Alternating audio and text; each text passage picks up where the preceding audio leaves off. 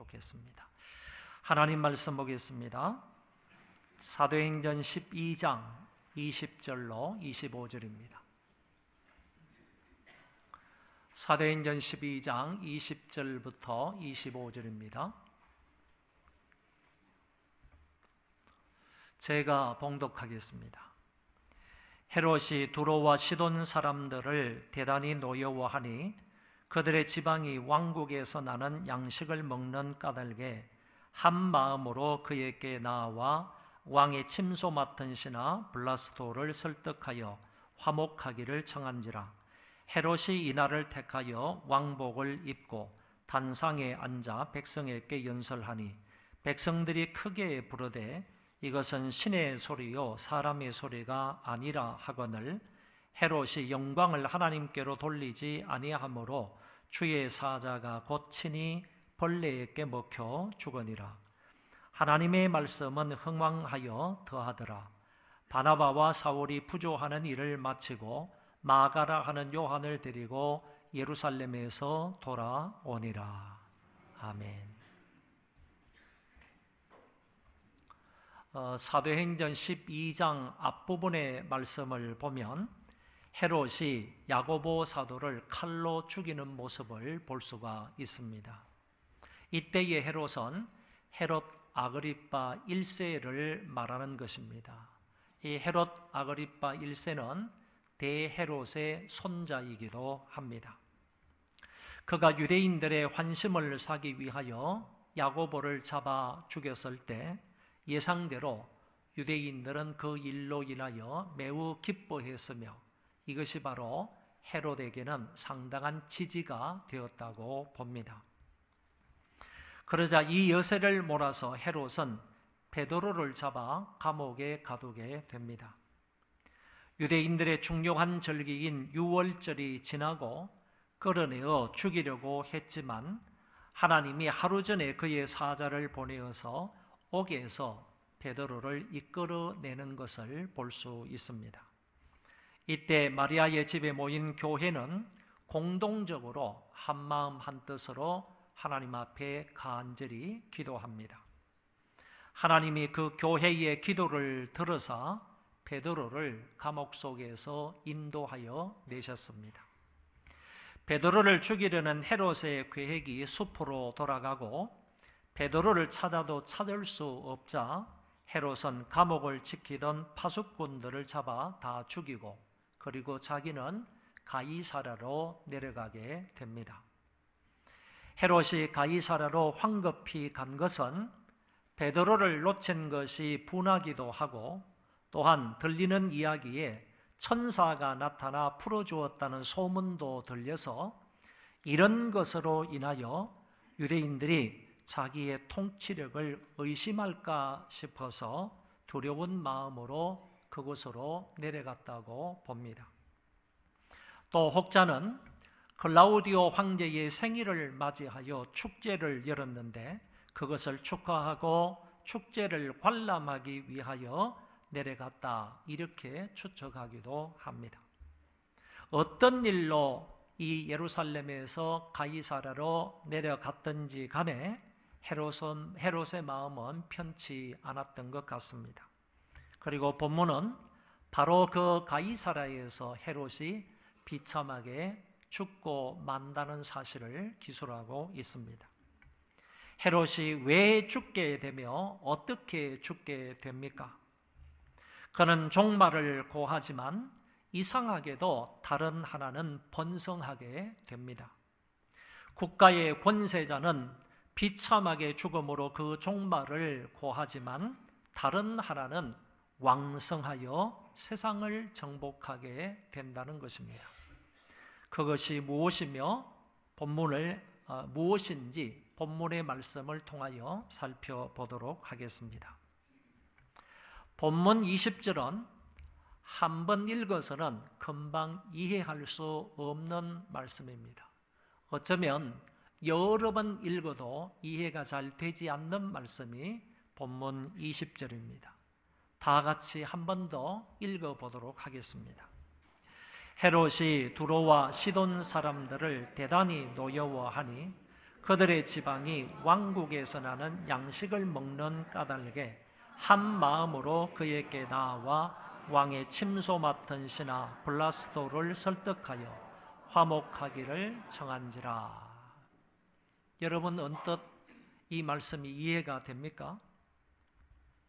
앞부분의 말씀을 읽어보면 일단 헤롯과 두로와 시돈 사람들 사이가 안 좋다 하는 점을 우리가 알 수가 있습니다.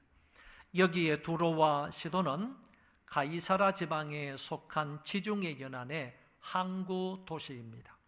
그러니까 헤롯이 예루살렘에서 이 가이사라로 갔을 때 누가 등장하느냐? 두로와 시돈 사람들이 등장을 했고, 또한 그들 사이가 좋지 않았다는 것을 알게 되고, 그래서 심지어 헤롯은 그들에 대하여서 두려운 마음을 가지고 있었다라고 표현하고 있습니다.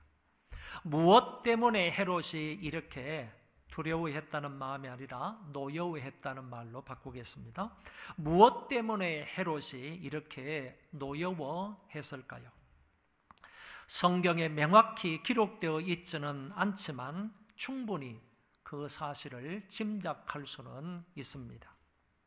그들의 지방이 왕국에서 나는 양식을 먹었다고 했는데, 이 말은 두로와 시돈은 항구 도시이기 때문에 쌀이 많이 생산되지 않았다고 합니다.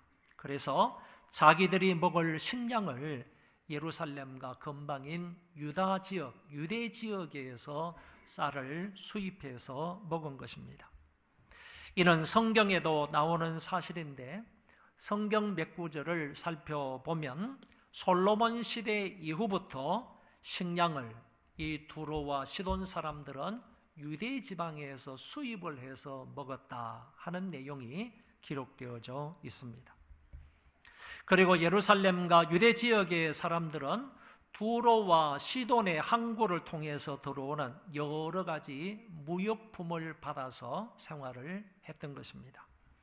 그런데 그 무역품이 제대로 공급되지 않으므로 헤롯의 불만을 샀다고 여겨집니다. 그래서 헤롯이 보복 조치로 시돈과 두로 지방에 대해 아마 식량 공급을 중단했다고 보여집니다. 그러니 서로 사이가 안 좋을 수밖에 없는 것입니다. 이쪽에서는 예루살렘과 유대 지방에서는 두로와 시돈에 살고 있는 사람들의 식량을 공급해 주었고, 그쪽은 두로와 시돈이 항구 도시이니까 저쪽에 다른 나라에서 들어오는 그런 무역품들을 받아가지고 예루살렘 시민이나 아니면 유대 지방의 사람들은 살아왔는데, 이 무역품이 제대로 예루살렘 유대 지역에 공급이 되지 않음으로 인하여서 이쪽에서 그 조치로 무엇인가를 취했다, 그런 얘기가 되는 것입니다. 이렇게 서로 좋지 않은 그런 사이가 됨으로 인하여서 오늘 사건이 그런 관계 속에서 벌어지게 된다 하는 얘기입니다. 이 사실을 두로와 시돈 사람들은 너무나 잘 알고 있었습니다. 그래서 그들이 먼저 부득불 헤롯과 화친할 수밖에 없었다는 얘기입니다. 그래서 왕의 침소 맡은 신하 블라스토를 통하여 헤롯과 화목하기를 청했다는 것입니다. 왕의 침소 맡은 신하이기 때문에 왕이 어쩌면 가장 신이 많은 사람이라고 볼 수 있을 것입니다. 그런 사람을 통하여 왕과 화목하기를 청하였다고 오늘 본문은 말씀하고 있습니다. 원치 않으면서도 헤롯에게 잘 보이려는 그런 속셈이기도 합니다. 계속 거래 관계를 유지하려면 화친할 수밖에 없었다고 볼 수 있습니다. 여기에도 때가 있습니다. 헤롯이 나를 택하여 라고 했는데 이 날이 과연 어떤 날이겠습니까? 그 역사적인 사실은 역사가 요세푸스의 글에 자세히 나타나고 있습니다. 로마 황제 글라우디오의 생일 잔치였다는 것입니다. 축제는 여러 날 계속되는데 둘째 날이 되었습니다. 헤롯은 그 자리에 있지도 않은 글라우디오 황제를 즐겁게 하겠다고 가이사라에서 축제를 벌였다는 말입니다. 거기 주둔하고 있는 많은 군인들을 초청을 했습니다. 그리고 많은 사람들과 함께 큰 잔치를 벌이게 되었습니다. 로마 황제가 그 자리에 없으니까 결국은 자기가 황제의 자리에 앉아서 연설을 하게 되는 것입니다. 로마 황제를 위한 잔치라고 하지만은 결국은 자기가 그 사람들 가운데 가장 높은 자리에 앉고 말았습니다. 은으로 만든 찬란한 자기 옷을 입고 그리고 상석에 앉아서 뭇 사람들의 시선으로부터 영광을 받았던 헤롯이었습니다. 두로와 시돈에서 온 사람들이 이때를 타서 왕의 환심을 사고 자기들의 정치적 목적을 이루기 위하여 헤롯이 일장 연설하고 난 이후에 아첨하는 말을 하게 됩니다. 이것은 신의 소리요 사람의 소리가 아니라, 이것은 신의 소리고 사람의 소리가 아니다, 이런 말로 아첨하는 말을 했습니다. 요세푸스의 기록에 보면 저들이 아그리빠를 향하여 당신을 이제부터 신으로 섬기겠나이다 라는 말을 했다고 합니다. 이 말에 헤롯 왕은 너무너무 기분이 좋았던 것 같습니다. 아첨하는 사람이 대개 이런 식으로 말을 합니다. 상대방이 듣기에 가장 좋은 말을 그 사람에게 하는 것입니다. 그런데 문제는 여기에서부터 생긴다는 것입니다. 헤롯은 자기를 신이라고 축혀 세우는 사람들 앞에서 오히려 그것을 거부하거나 그리고 자중시키지 아니하고 오히려 그 얘기를 기뻐했습니다. 이런 말을 들으면 웬만한 사람들은 자중하고 자중을 시키고 그리고 자기 위에도 황제가 있다는 사실뿐만 아니라 그 위에 하나님이 계시다는 사실을 인정했어야만 했던 것입니다. 그런 말을 거절하고 자기의 마음을 가라앉히는 것이 우선 필요했습니다. 그러나 헤롯은 그들의 칭찬과 아첨을 그대로 수용을 하고 말았습니다. 일은 이때부터 벌어지게 되었습니다. 칭찬과 아첨의 말을 구분하지 못했던 헤롯이었습니다. 카네기라는 사람이 칭찬과 아첨의 말을 이런 차이가 있다는 점을 우리에게 이야기를 했습니다. 칭찬은 진지하지만 아첨은 무성의한 것이고, 칭찬은 마음속으로부터 나오는 것이지만 아첨은 이빨 사이에서 새어나오는 것이다. 칭찬과 아첨을 구분하지 못한 어리석은 헤롯은 비참한 최후를 맞게 됩니다. 소크라테스도 아첨에 대하여서 이런 말을 남겼습니다. 사냥꾼은 개로 토끼를 잡지만 아첨자는 아첨으로 우둔한 자를 사냥한다 그랬습니다. 요세푸스의 기록에 의하면 그때의 아그리빠 1세는 극장의 천막 기둥에 앉아있던 불길한 징조의 올빼미 새를 보았고 그 순간에 복통이 일어나서 궁전으로 옮겨졌으나 회복되지 못하고 벌레로 인하여 몸이 썩어서 닷새 후에 죽었다, 이렇게 표현하고 있습니다. 아그리빠는 죽어가면서 또 이렇게 마지막 말을 남기기도 했습니다.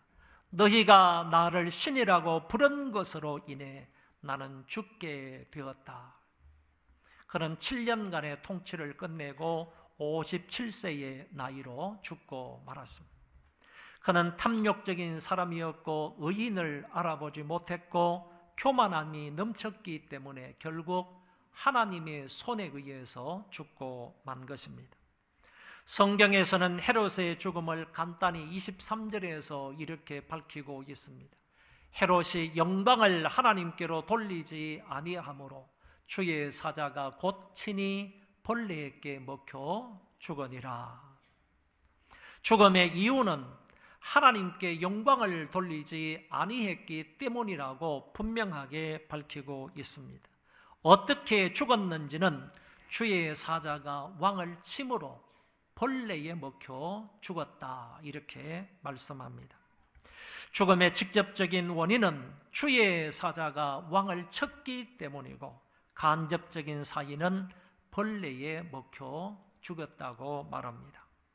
두 가지 원인 다 실제로는 하나님이 직접 행하신 일이었습니다. 결국 헤롯 왕이 죽게 된 것은 왕이 교만함으로 하나님이 그를 쳐서 죽게 되었다는 말씀입니다. 한 권세자가 죽었습니다.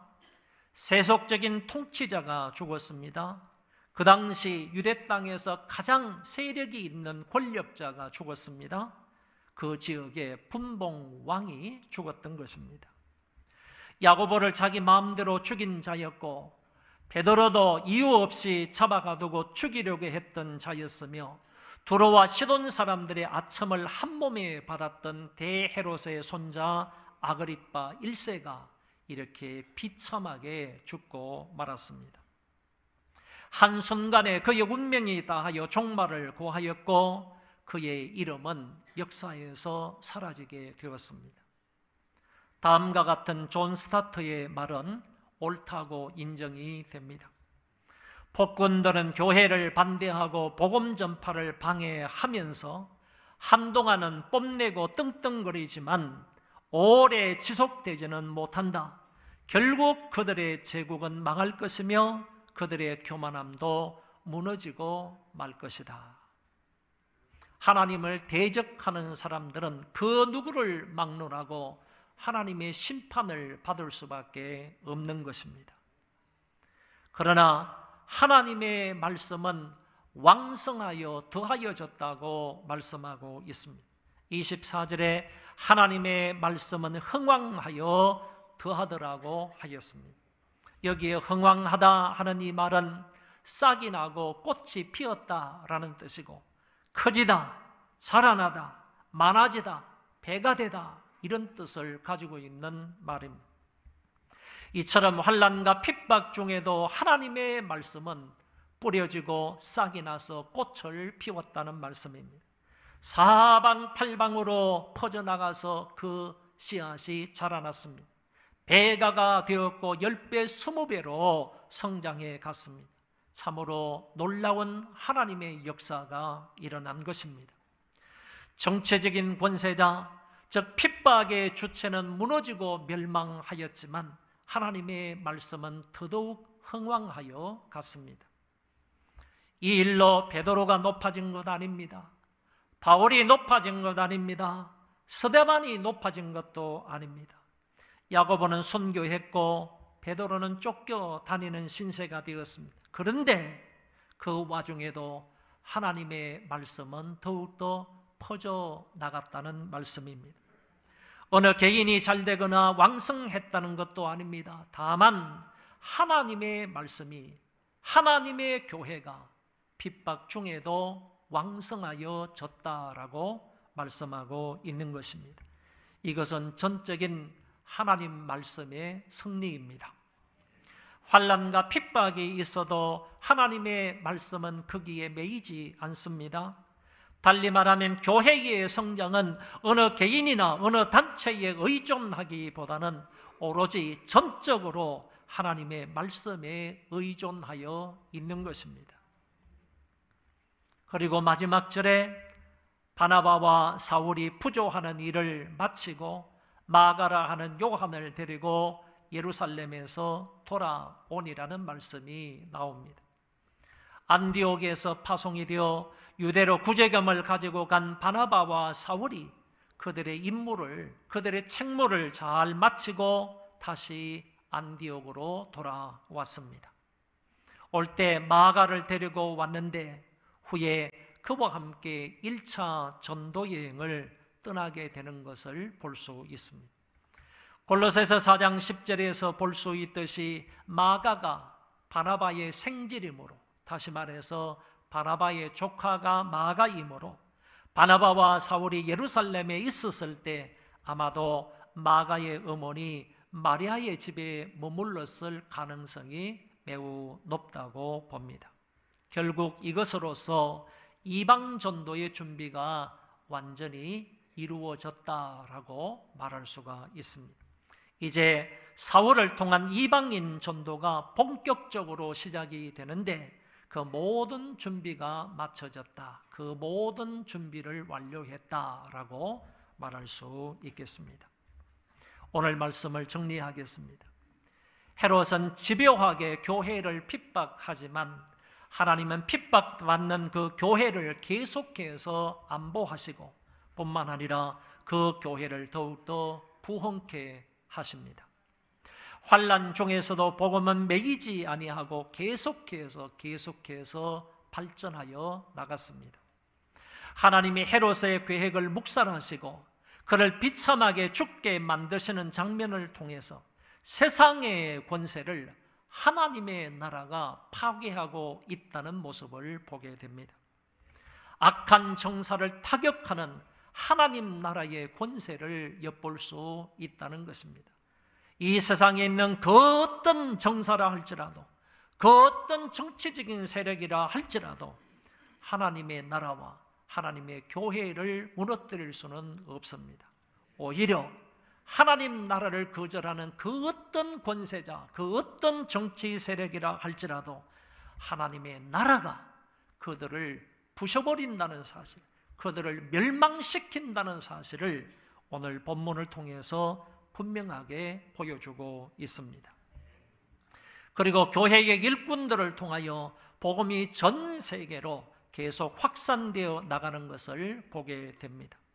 아무리 큰 정치 세력이 교회를 핍박해도 교회는 망하지 아니하며 말씀은 더욱더 흥왕하고 하나님의 나라는 굳건하게 세워져 가는 것입니다. 왜냐하면 하나님이 교회를 이처럼 사랑하시고 하나님이 교회를 보호하시고 인도하시고 흥왕하게 하시며 더 나아가서 하나님이 하나님 나라의 주인이시기 때문입니다. 어떤 상황 속에서도 말씀이 흥왕하는 교회가 되어지기를 바랍니다. 우리 그 자리에 다 일어나셔서 336장 1절 3절을 부르도록 하겠습니다.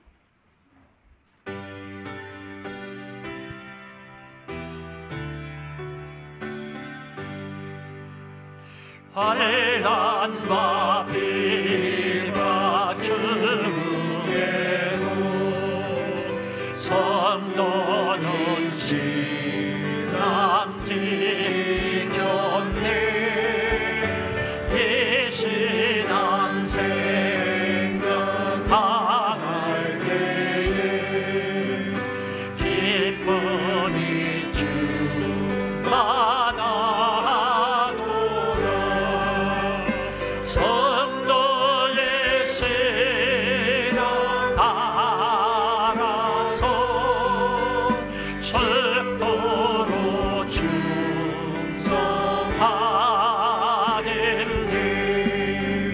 성도의 신앙 본받아 원수도 사랑하겠네.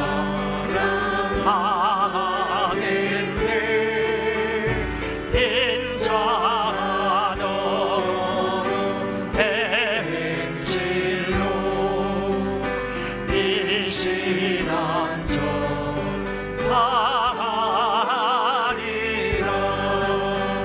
성도의 신앙 따라서 절도로 성도의 신앙 따라서 성도의 신앙 따라서 절도로 충성하는데.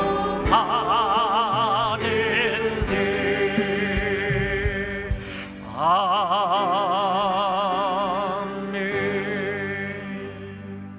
어떤 상황 속에서도 말씀이 흥왕하는 교회가 되게 하옵소서. 이 기도 제목으로 함께 기도하도록 하겠습니다. 자비하시